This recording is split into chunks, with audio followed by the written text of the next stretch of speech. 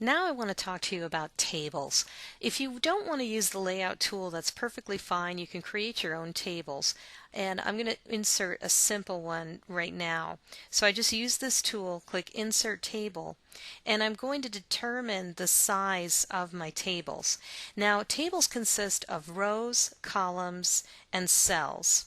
Rows are basically the horizontal lines and columns are the vertical lines. I only want to have one row, and I'll tell you why in a sec. And I'm going to have two columns. And for now, I'm just going to start with 100%, and then I'm just going to do insert. Then I can start playing around. So you can see that I've got two columns, and one row. Now this doesn't stop me from typing and making lots of different stuff in here. Okay, so I can make this as big as I want, but I'm seeing that this cell is starting to suffer. So I want to keep these cells balanced. So maybe I want to have this cell be 60% and this cell be 40% of the total size. How do I do that? I'm going to right click on the cell. Now I have to make sure that I choose my whole table, because if it's not selected, then it's not going to do what I need. So I've selected the table, and then I right click on the table itself. And for some reason it's not letting me do that. There we go. So just fool with it for a little bit, and then you go into the table properties. Table properties is where I'm going to see where my tables, rows, and cells are. Now I'm going to choose this cell here on the left hand side. When I choose cell, what I want it to do is light up in blue. That's exactly what it's done. I want to say the preferred width of this is going to be 60%. I don't need to concern myself on the height. I'm not really worried about that right now. And then I just hit apply.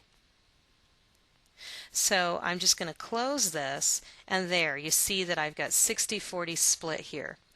The second concern I have from my clients is they say, well, I really have this background color that I'd like to use. I don't want to just use a generic color. How do I do that?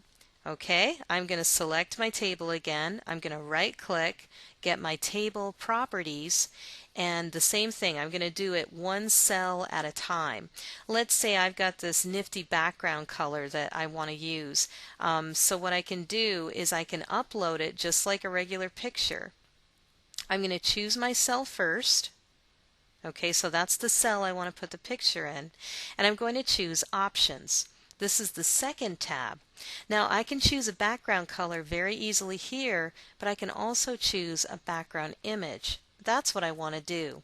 So I'm going to click on the background image, and in there I'm able to select my image that I've already uploaded just for time's sake. So I've got this blue background you can see that I've used for my image, and then I click Insert.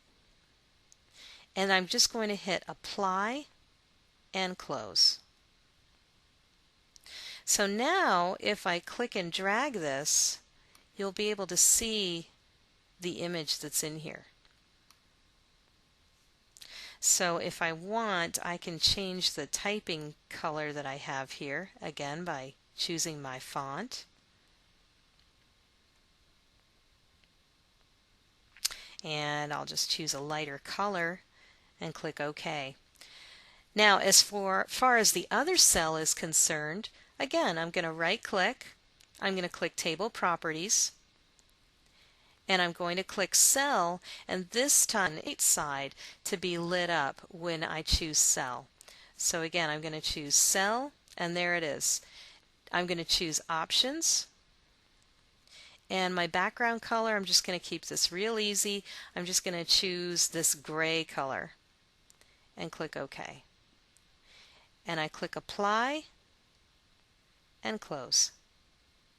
And you can see here that I'm going to need a different color for my text. Obviously these are not the best colors in the world. You probably want to play with something different, but I'm just choosing different colors.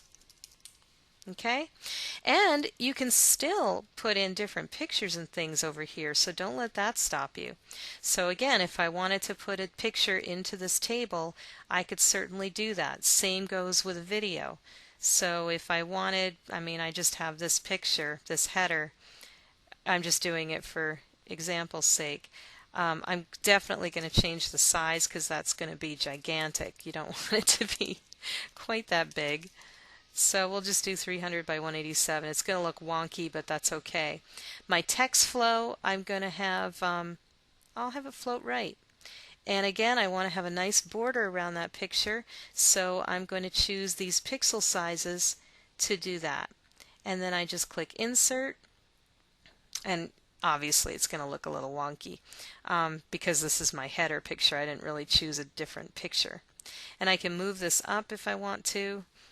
I can just start typing and my text will wrap around the image.